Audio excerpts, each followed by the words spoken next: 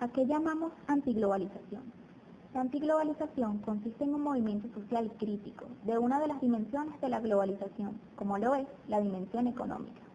El movimiento aglutina a personas de distintas tendencias e ideologías, como grupos ecologistas, anarquistas, sindicales y civiles, de distintas partes del mundo, pero que comparten un objetivo en común: luchar en contra del proceso de globalización actual y de las políticas económicas neoliberales sobre las que éste se basa, ya que favorece a las grandes multinacionales y a los países más ricos, quienes mediante el poder político no regulado y ejercido a través de acuerdos comerciales y mercados financieros desregulados, maximizan su beneficio mediante la explotación de países subdesarrollados, a costa de las condiciones y normas de seguridad del trabajo, las normas de contratación y compensación laboral, los principios de conservación ambiental y la integridad de la autoridad legislativa nacional, la independencia y la soberanía, afianzando de esta manera la precarización de las condiciones laborales y afirmando un modelo de desarrollo económico injusto e insostenible, que solo acentúa la diferencia entre ricos y pobres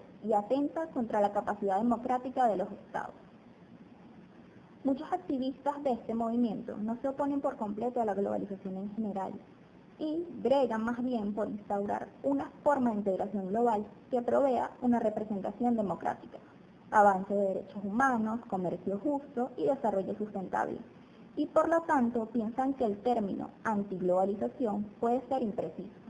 Por eso prefieren referirse al movimiento como alterglobalización o movimiento de resistencia global. ¿Cómo surge el movimiento antiglobalización? El movimiento comenzó a gestarse en los encuentros intercontinentales por la humanidad y contra el liberalismo, organizados por el Ejército Zapatista de Liberación Nacional, EZNL, en 1993. A través de Internet, los zapatistas consiguieron unir a los distintos grupos anticapitalistas y pusieron en marcha una red internacional de solidaridad. La primera actuación contra la globalización fue el levantamiento del EZLN contra el Tratado de Libre Comercio de América del Norte. El 30 de noviembre de 1999, en Seattle, Washington, se congregaron más de 50.000 personas, procedentes de todas partes del mundo, para protestar contra la celebración de la Ronda de Milenio, organizada por la Organización Mundial del Comercio. Esta manifestación fue el origen de las movilizaciones antiglobalización, que desde entonces se han producido en todos aquellos lugares en que se han reunido los representantes de los grandes grupos financieros o de los países más poderosos de la Tierra. ¿Por qué surge este movimiento? Este movimiento surge como una respuesta al proceso de globalización actual, impuesto por los organismos financieros y las grandes corporaciones multinacionales, quienes ejercen el control sobre las instituciones y la sociedad. Su lucha busca una distribución justa de la riqueza que estreche la brecha entre ricos y pobres, que el proceso actual más bien acentúa. Condiciones laborales y medio ambiente. El proceso de globalización es considerado la causa de un fenómeno denominado la carrera hacia el abismo, el cual implica que para minimizar los costos y hacer más cortos los tiempos de entrega, las empresas ubican sus operaciones en países con regulaciones ambientales y laborales menos estrictas. La presión para recurrir a estos medios aumenta si los competidores utilizan esta misma estrategia para reducir los costos. Esta situación ocasiona malas condiciones de trabajo, salarios bajos, jornadas laborales extensas, inseguridad laboral y contaminación ambiental. Pero además también insta a los gobiernos a tener regulaciones débiles para atraer empleos e inversiones económicas. Crisis económica global. La crisis económica mundial, la peor crisis financiera desde la Gran Depresión, puede atribuirse parcialmente a la globalización neoliberal. Aunque la globalización prometió un mejor nivel de vida, en realidad ha empeorado la situación financiera de muchos hogares y ha globalizado la crisis financiera a través de las influencias de instituciones financieras internacionales, como el Banco Mundial. La globalización limita el desarrollo y la civilización a un camino que solo conduce a un sistema occidental y capitalista. Debido a las diferencias políticas y estructurales en los países, la implementación de la globalización ha sido perjudicial para muchos países. La globalización permitió que una crisis que pudo ser local en Estados Unidos se hiciera de carácter mundial por muchos factores. Los bancos norteamericanos, bajo un esquema fraudulento, vendieron bonos respaldados por hipotecas que ellos daban a personas sin control alguno, porque solo les interesaba cobrar las comisiones de las ventas de dichos bonos. El problema surge cuando estos bonos se empiezan a vender en todo el mundo y el capital de millones de empresas, estados, fondos de pensiones se invierte en estos denominados bonos basura. La caída de Lehman Brothers precipitó esta crisis que se hizo de escala mundial. Todo esto fue posible únicamente gracias a la globalización. Y nuevamente los gobiernos rescataron a los bancos y a las grandes empresas que estuvieron a punto de quebrar por sus propias decisiones erradas. Sin embargo, nadie rescató a los millones de personas que en todo el mundo perdieron sus casas, sus ahorros, su dinero, su inversión para su retiro. El poder de las corporaciones transnacionales.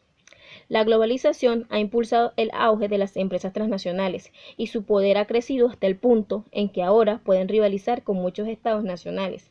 De las 100 economías más grandes del mundo, 42 son corporaciones. Muchas de estas corporaciones transnacionales ahora dominan a muchos estados nacionales, ya que sus destinos están entrelazados con las naciones en las que se encuentran. Las corporaciones transnacionales podrían ofrecer una influencia masiva en el tercer mundo y provocar más presión para ayudar a aumentar los salarios de los trabajadores y las condiciones de trabajo de los talleres clandestinos. Sin embargo, las corporaciones aprovechan las diferentes leyes laborales solo para seguir teniendo influencia en los diferentes estados y explotarlos para su beneficio. Las corporaciones multinacionales a menudo se benefician de la globalización, mientras que los locales pobres e indígenas se ven afectados negativamente. Las empresas transnacionales han explotado tierras familiares locales para sus negocios. La globalización puede verse como una nueva forma de colonización o imperialismo, ya que la desigualdad económica y el aumento del desempleo han seguido con su implementación. Atentado a la soberanía. La globalización requiere que un país renuncie a su soberanía para ejecutar los ideales occidentales en su país. Como resultado, la soberanía solo pertenece a pocos seleccionados, aquellos cuyos puntos de vista e ideales se están implementando en nombre de los mercados libres y con la promesa de un mejor nivel de vida. Los países ceden sus poderes políticos y sociales a las organizaciones internacionales. Por lo tanto, la globalización provoca el mayor empoderamiento de estas organizaciones internacionales y la influencia decreciente de las instituciones estatales locales. Impactos medioambientales. El comercio internacional de productos derivados del petróleo se ha expandido significativamente en las últimas décadas, gracias a la globalización. A medida que el comercio internacional de productos petrolíferos sigue aumentando, también hay un aumento correspondiente en las actividades de la industria petrolera para satisfacer la demanda cada vez mayor de productos petrolíferos. Como resultado, da lugar a la contaminación ambiental. El petróleo es tóxico para casi todas las formas de vida y su extracción alimenta el cambio climático, incluida la contaminación del aire, la contaminación del agua, la degradación de la tierra y la erosión. El caso vestido del río Mat Mun de Tailandia. A fines de los años 70 y 80 se llevaron a cabo proyectos de represas hidroeléctricas para recrear la economía de Tailandia en una economía orientada a la exportación. Los proyectos fueron financiados por préstamos del Banco Mundial y fueron parte de los esfuerzos de globalización. Los locales a quienes el proyecto afectarían directamente no fueron notificados, y el Banco Mundial hizo caso omiso de sus preocupaciones. Como resultado de la construcción de las represas, las aldeas dependían mucho del río, perdían su sustento y sus medios de ganancias económicas, básicamente la pesca.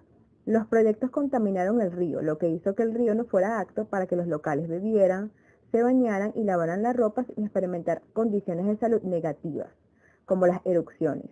Además, los proyectos resultaron en la extinción de 40 especies de plantas comestibles, 45 especies de hongos y 10 especies de bambú, de las cuales dependían los ingresos de los mercados locales, algunas de las cuales eran importantes para uso médico. Además, la disminución de la población de peces exterminó el modo de vida de los pescadores, ya que 169 especies diferentes de peces se vieron afectados y 56 especies se extinguieron totalmente. Los esfuerzos de globalización en Tailandia resultaron en impactos ambientales que afectaron el bienestar social y económico de las poblaciones indígenas. La hipocresía del globalismo acentúa la simetría de la globalización. Por ello, no es extraño que crezca el escepticismo sobre la realidad de una distribución más equitativa de sus beneficios potenciales. Desde el comienzo de la década de los años 1990, los países desarrollados han empujado a los países más pobres para que los eliminen sus barreras arancelarias y abran sus puertas al comercio mundial. mientras ellos mantienen las suyas, sin importarles que de esta forma privan a los países en desarrollo de los tan necesitados ingresos vía exportaciones. Mientras los países pobres dejan entrar los productos manufacturados provenientes de las economías más fuertes, los desarrollados continúan protegiendo a sus productores locales, colocándole un freno a los productos extranjeros.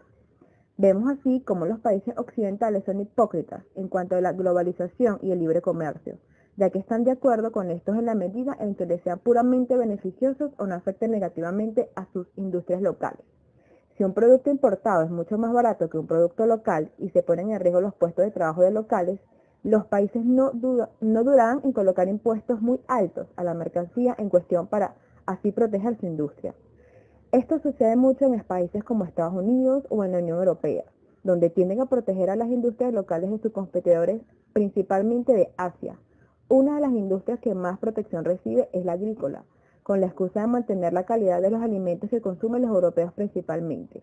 La Unión Europea está dispuesta a proteger a sus industrias. Irónicamente, esto genera un problema económico para países de África, ya que la sobreproducción europea de vegetales se vende a precios muy bajos en diferentes países de dicho continente, lo cual genera un gran problema de competitividad para los agricultores locales, que terminan perdiendo sus trabajos o teniendo que emigrar a otro tipo de cultivos. La diferencia está en que los países de África no tienen gobiernos fuertes, democráticos y legítimos, capaces de hacer frente y colocar impuestos a estas mercancías.